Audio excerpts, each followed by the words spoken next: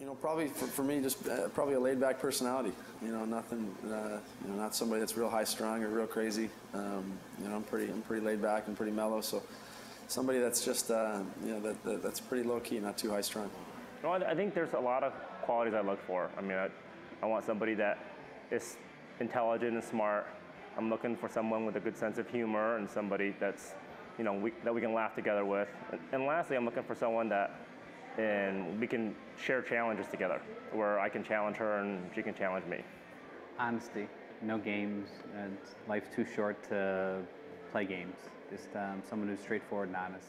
I'm looking for someone with a free spirit, someone who is artistic in some kind of way, in ideas, interested in ideas, alternative, edgy, thinks seriously about the world, but is playful at the same time. I moved to Spain on a whim. I didn't know anyone, I didn't speak Spanish, I didn't have a place to stay, and I just packed my things and I went.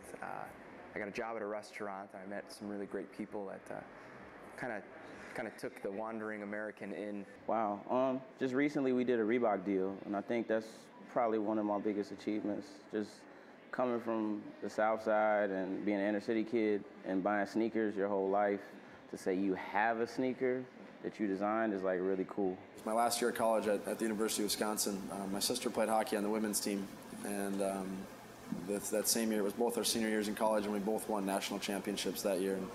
And, she was the captain of the women's team, and I was the captain of the men's team. And both growing up, you know, we always wanted to play hockey at Wisconsin. That was kind of our dream. Last August at the Goombay Bash, one of the charities I'm involved with. It's just a local charity started by a dozen friends. And we had our 8th annual last year at Navy Pier. And just a dozen friends in 8 years, we had 1,800 people there. And just being in the grand ballroom at Navy Pier with 1,800 other people that wanted to do something good, I mean, I still have goosebumps right now. I wish it was Power Wheels, because those things were awesome. But I think it was a keyboard, actually. I graduated from high school, and I got this amazing Chord Triton sound station that was pretty cool to experiment on musically. When I was really little, I would always, you know, growing up, I would always look forward to having the piñata for my birthday. And it was always I was able to pick it, and it was always, one in particular was a clown that I just loved, and it was the most beautiful thing, and I loved breaking them as well. So. Probably was a 10-speed bike. It was certainly the most memorable. And I got it as a reward for reading a lot of books for a multiple sclerosis marathon, a readathon. So it was kind of a gift and it was kind of a reward. I got actually a Ron Cey bat. Ron Cey is a former third baseman for the Chicago Cubs, and my dad got me a bat that he used in the game that got broke, and then it went up for sale, and I got a Ron Cey bat, so that's the best gift I ever got. In 10 years, I see myself with a family. I see myself with a loving wife, with kids. I see myself as having my own charity foundation.